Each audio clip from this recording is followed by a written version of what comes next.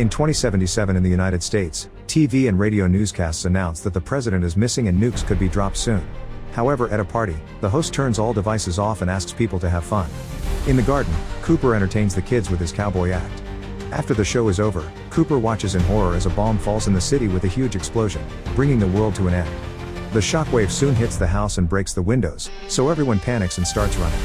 The hosts hide in their bunker and punch those who try to sneak with them while others go away in their cars. Cooper escapes on his horse with his daughter while more explosions can be seen in the distance. 219 years later, a privileged part of humanity lives in underground bunkers known as vaults because the surface has become too dangerous. Lucy lives in Vault 33 and has great skills that she uses to help the community like pipe fitting, science knowledge, teaching, gymnastics, and fencing. One day she asks the council for permission to participate in the triennial trade with Vault 32, an event that should allow her to get a husband, and the council approves her request. Lucy's family helps her get pretty for the occasion and even prepares a little party to celebrate. Then they escort her to the entrance of Vault 32 where she meets her future husband Monty, who is rather shy and awkward.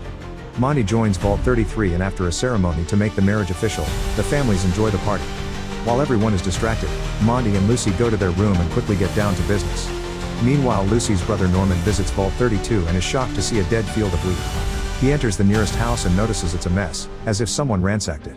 When he goes to a room in the back, he discovers that the vault leader, also known as Overseer, has been murdered. Suddenly Lucy hears some noises and yelling in the distance. Soon she also hears shots, so she grabs her computer brace known as a Pip-Boy to scan Monty. It turns out he's from the surface, meaning he and his family are actually raiders that infiltrated the vaults.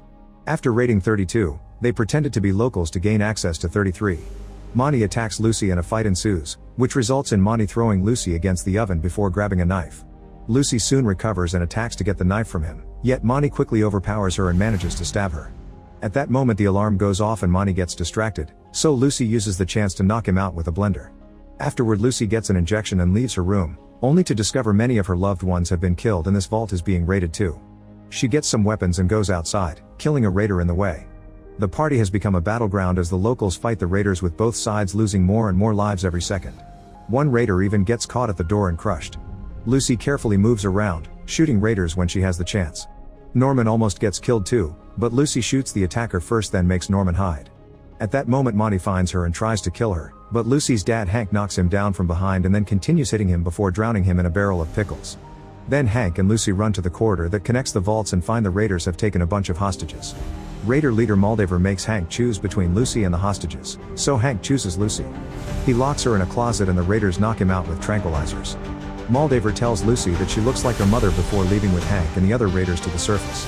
On their way out, they tell the hostages to run before activating a bomb. Afterward, the survivors begin cleaning up and the bodies are taken away for compost.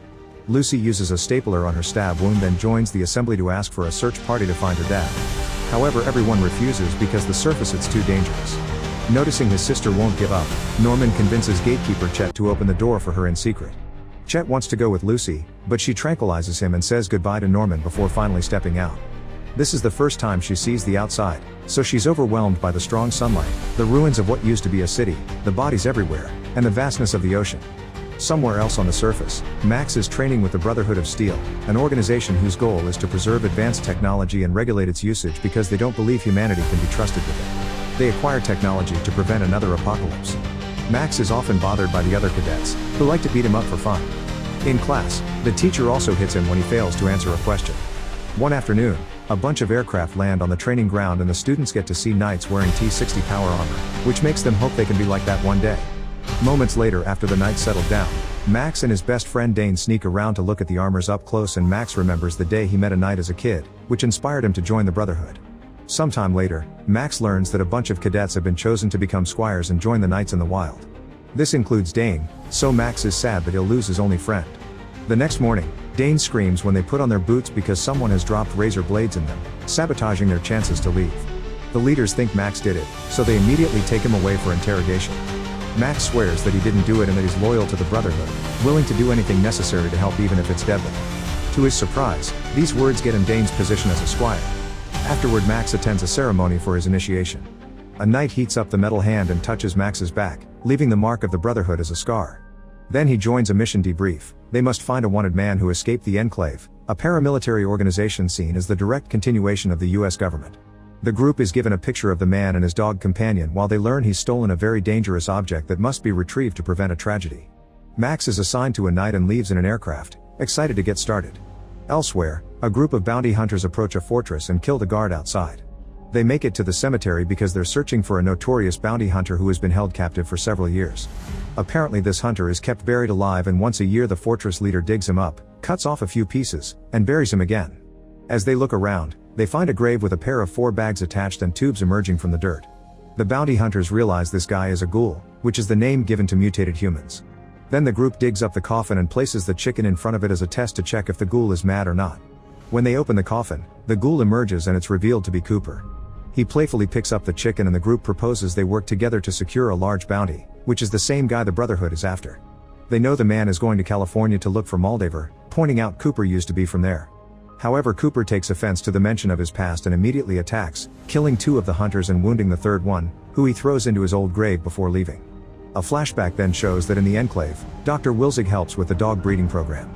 He doesn't approve of the Enclave's practice of incinerating newborn puppies that weigh less than 10 ounces, so he falsifies a record to spare the life of an underweight puppy. This dog is given the designation CX-404, and through the years, Wilzig trains her to be a good, loyal pet, who keeps him company while he experiments in secret. He creates a small pulsating blue bead which he injects in his neck. One day, a co-worker catches him red-handed and threatens to report him, so Wilzig struggles against him to stop him. CX-404 jumps out and attacks the guy, killing him to protect her master. Afterward, Wilzig and CX-404 escape the facility while avoiding gunfire from a turret, and now they're the wanted criminals the Brotherhood is after. Back to Lucy, she wanders through the ruins and is shocked to discover the remains of a family who used poison to end things for themselves. It seems they thought that was better than living in the apocalypse. That night she sleeps by a campfire, only to suddenly be woken up by CX-404's growling. While the dog attacks a mutated roach hiding nearby, Lucy turns around and finds Wilzig staring at her. He then explains how radroaches became larger and more predatory when they evolved from normal cockroaches. Wilzig urges Lucy to go home because the wastelands are too dangerous, but Lucy refuses to leave without her dad. Disappointed, Wilzig says that her goals will change when the circumstances transform her into a different animal and leaves with CX-404. In the morning, Wilzig and CX-404 stop to rest by some discarded chemical waste barrels. CX-404 enters a cave and leaves carrying a human hand in her mouth, making Wilzig realize a dangerous monster is nearby. Meanwhile, Max tries to bond with Knight Titus, but he's ignored. Eventually Titus gets bored and asks the pilot to drop them earlier, not caring about their assigned area. Titus grabs Max and they jump out of the aircraft to then start wandering through the wilderness. Moments later, they reach the area with the cave and find evidence that Wilzig was there. They decide to enter the cave, and while they look around, they're attacked by a mutated bear known as Yao Guai. Titus's weapon immediately gets destroyed, so he tries throwing a few punches, but they do nothing, so he runs away in fear. The Yao Guai goes after him and quickly knocks him down before it starts shaking the armor. Titus begs for help, so Max comes out and shoots the Yao Guai in the head. Then Max removes the helmet and goes to his bag to find medicine. Titus blames Max for what happened, insulting him while detailing the things they do to squires that fail their jobs. Disgusted by the knight's cowardice, Max decides not to give Titus the medicine, saying he doesn't deserve to be a knight. Once Titus dies, Max takes the armor and tests its strength, bringing down some ruins in the process. Nearby, he notices a chicken collector beating up a salesman, so he pulls him back by his hair and lets the salesman go. However, the chicken collector reveals that he was beating the salesman for molesting his chickens. When Max raises his hands in shame, he discovers his suit contains jets in the arms.